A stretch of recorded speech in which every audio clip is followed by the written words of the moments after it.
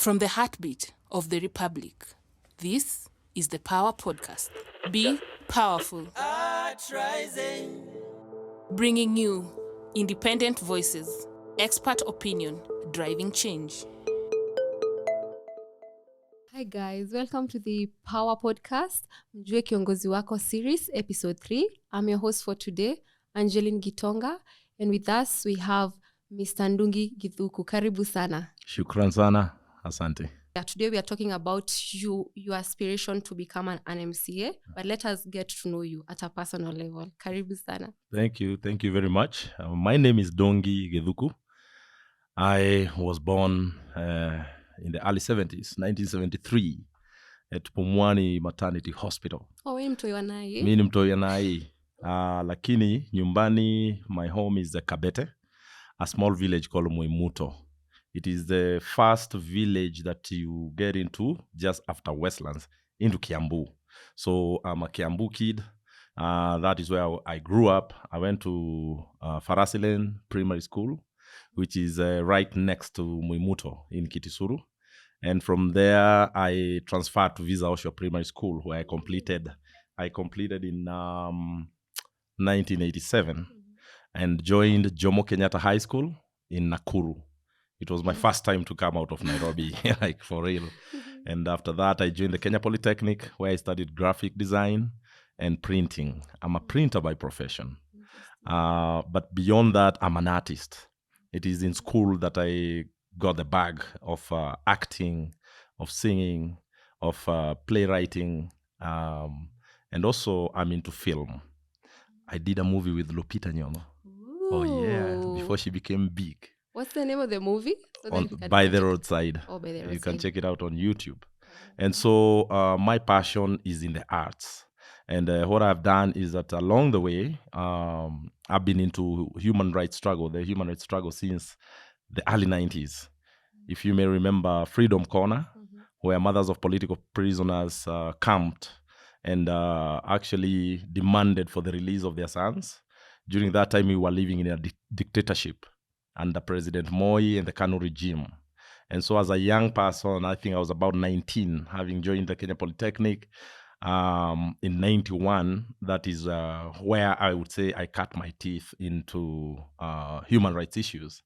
And I met so many inspiring people there. I would say I'm a political student of the likes of Professor Wangari Maathai. We will actually get to that. Yeah. And so, and many other people who really inspired me from that time. But it's at the Freedom Corner that I realized that I could do art for human rights. And that's when I coined the word artivism. I'm an artivist. So I use art for activism. Oh, that is quite interesting. Also, know that you do art, like you're a performing artist. Could you kindly do a bit or maybe a part of something that you've done in the past? Let us remember to remember. May we remember not to forget. Let us remember to remember the dismembered. May we remember to remember not to forget. Can we remember to remember the great Mekatililiwa Menza, Queen from Giriama land, she who was stolen by the colonial terrorists in 1914, taken all the way to Gusii land. And you know what she did? She broke out of prison and walked more than 1,000 kilometers back to Giriama to continue with the liberation of our people. May we remember to remember. Remember Muthoni Nyanjiro, Mama Yetu. 1922 at the Central Police Station. She who led Kenyans in protest against the jailing of the people's leaders. And when the colonial terrorists saw this, they shot her in the heart.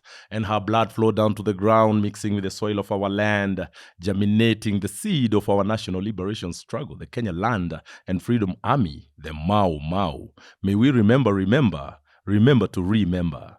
Let us remember not to forget. Not to forget. Whoa. That's a great piece. Thank you. Yeah, and it's actually sad, but also it speaks a lot about what we've gone through as a country and why we need to step up. Sure. And in connection to that, you are running as an MCA, right? Yes, I am. In Kabete Ward. Yes. What has inspired you? What What made you want to just stand up and represent your people? For a long time, since I got into activism and as a human rights defender, we have, I would speak even for a few more human rights defenders who have shied away from politics, where we have said that we've been saying that our job is to fight for good governance from the outside. And especially in the 90s, we actually looked at it like as betrayal when you see an activist going into politics. But we had a reason for that, because we were saying without a constitution that is pro-people, then you'll just go and get swallowed in there and you won't be able to change from within. And so after the Katiba 2010 came into place, I think it's time, and I told myself, I think it's time for me now to get into active politics. As an active citizen, I said that I don't want to complain again with the rest of the people. And I said that in Kabete, we don't need another MCA who has got no clue about good governance. And so I picked myself. When I looked around, I didn't see anybody else. And I said, it's time. And also because I know that the Constitution is on my side, I feel that I am able now to actively represent the people of Kabete at the Kiambu County. And so that is when, and how I decided enough is enough. Let me get in there and do the best that I can. Mine is to try and change the way of doing politics. And maybe I'm sure we'll get to that. But one of the things that I want to do, since I'm an independent candidate, I did not choose any party. Having fought for multipartyism, having fought, for the repeal of Section 2A in the Constitution, and we got into multipartyism, I still did not pick a party. I did not pick a party because all these VMAs are owned by people, by individuals. And I thought that my ideology does not belong into parties. It goes back again to the Constitution. So I ran very fast, to the Constitution of Kenya. And I went to the part where it says that you, as a Kenyan, can be, can vie as an independent. And so I feel I'll be freer that way. And when I talk to people, I tell them, actually, I'm not partyless because you, the people, are my party. True. Yeah. Talking about the Constitution, let's talk about Chapter 6 of the Constitution that covers leadership and integrity. And you are saying that you want to be a different kind of a leader. How are you going to ensure that Chapter 6 of the Constitution is maintained as you do your business? One of the things I'm doing, and I'm enjoying this opportunity, when I go for campaigns, I'm not just talking about elect me, like give me votes and stuff. All that I'm doing. But I'm also using the platform that I have for campaigning to do civic education. I'm teaching people, like, let's go to our Katiba. I'm telling people that when you have the Bible, the Quran, hiyo ni ya mambo ya righteousness na binguni. But Katiba ndiyo Biblia ya hapa nchini. So our Katiba is where we have all the answers to the problems of governance that we have. When you go to Chapter 6, you find that, we have a very good constitution. That chapter is one of the best, where it talks about integrity. But we still have people who have got no integrity going through. And it's because I think we have been so used to this culture of impunity, where you find that anything goes in this country. The more you steal, the more votes you get. And that's the thing I want to reverse. That's the thing I want to help people understand, that katiba ikuwa upande wangu, basi hauna wasiwasi. Na katiba ikuwa upande wako kama mwananchi, then you have the privilege, to be able to pick a person of integrity. So I believe in the Constitution of Kenya, and I believe that the Constitution of Kenya should walk hand in hand with us, and we should walk hand in hand with it. We should help the Katiba to help us. We should help the people to understand our Constitution better. So it is time for awareness, for reawakening. This is the time that the people of Kenya should hide under the Katiba, get into the Katiba, and what do you call it? Kuuliza watu maswali. Interrogate people who want to vie based on the Constitution and especially on Chapter 6. Let me ask you, you're saying you want people to get to have the Constitution, not only in their hands, but in their minds. You think at the moment that is being intentionally denied to the Mwananchi so that people can go on with their impunity? Well, is it the responsibility of the citizen? Is it that they are too asleep or they are being denied the Constitution and understand how they can use it for their own advantage? I think the Katiba is available. It is accessible. When you go to your phones, just go to Constitution of Kenya. You're going to see it there. So mine is to tell people that the Katiba is there. You know, all we need now is to understand it. All we need now is to read it. All we need now is to use it, because the more we stand on the side of the Katiba, the more we will have an easier way of getting people of integrity into power.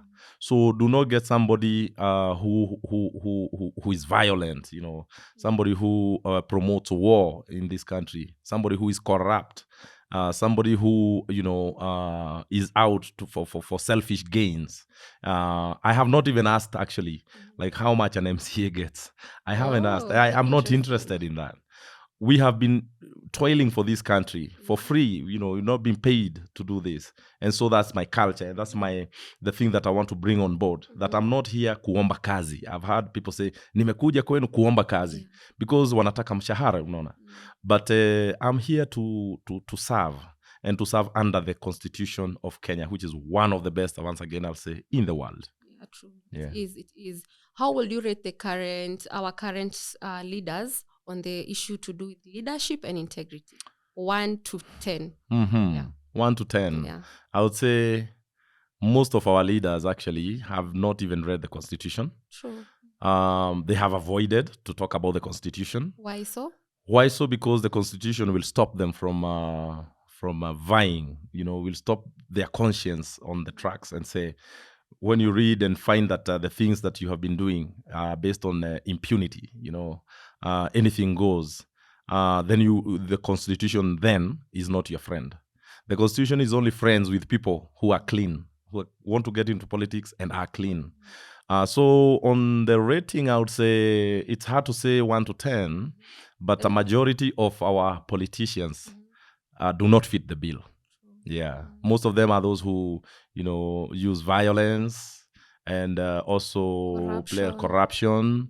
They also sail under the boat of ignorance. The more people are ignorant, the more you will be able to lord over them. And so that is the difference now.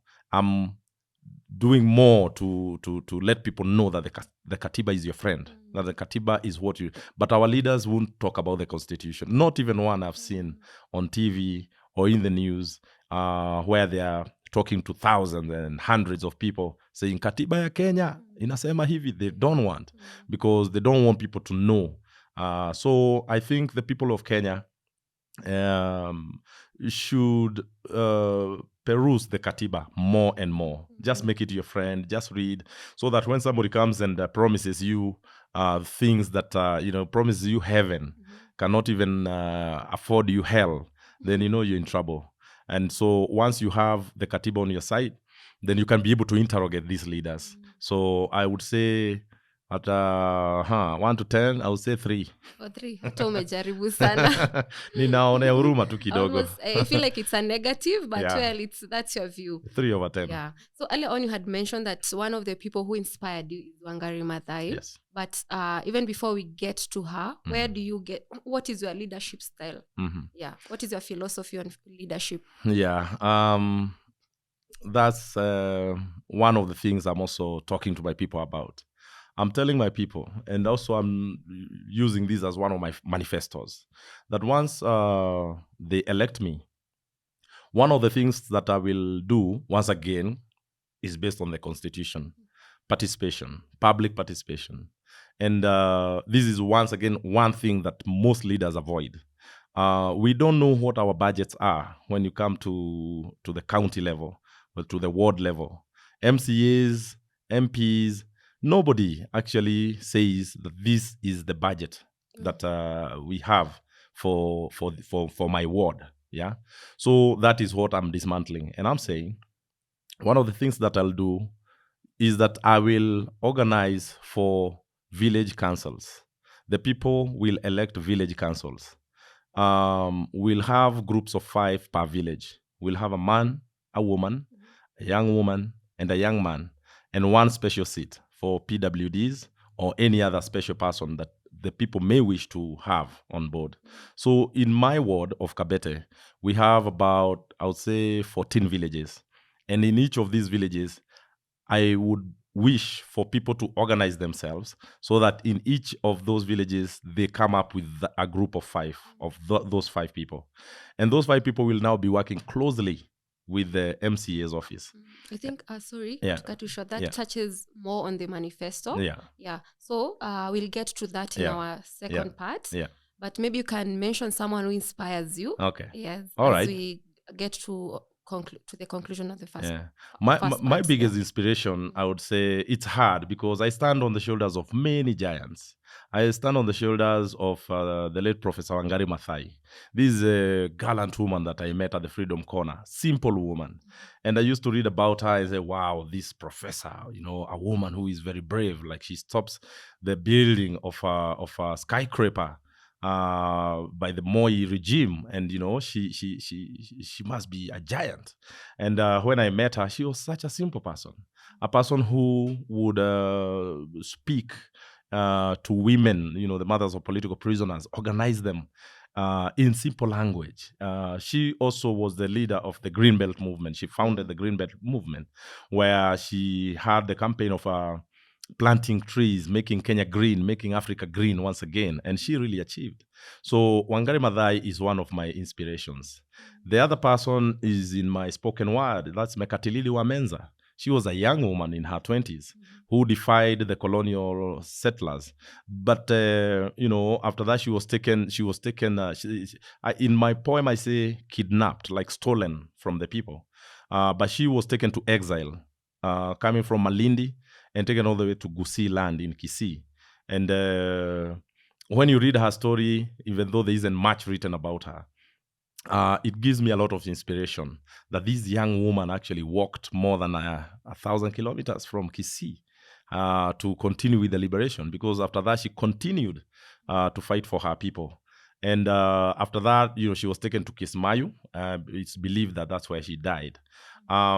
So those are my biggest inspirations. We also have living inspirations, people like who I run to when I feel, politically, what is the track, where should I go? Am I on the right track? And one of those people is Willy Mutunga. Willy Mutunga has held my hand, since I was a kid in politics or in the human rights movement. And so he's one of the living legends that I would say gives me hope and gives me a lot of inspiration to keep going. Internationally, definitely, Malcolm X. Oh, nice. It's quite interesting that you have women who actually inspires you, which I don't think it happens a lot of time. Like you hear a male saying a woman inspires me. What's wrong with these male people? I think you'll show them the way when you get, sure, hopefully when you get there. Yeah, the position. So thank you so much for your time for this session that we have had with you. Thank you guys for listening to us. This is the end of part 1 of episode 3.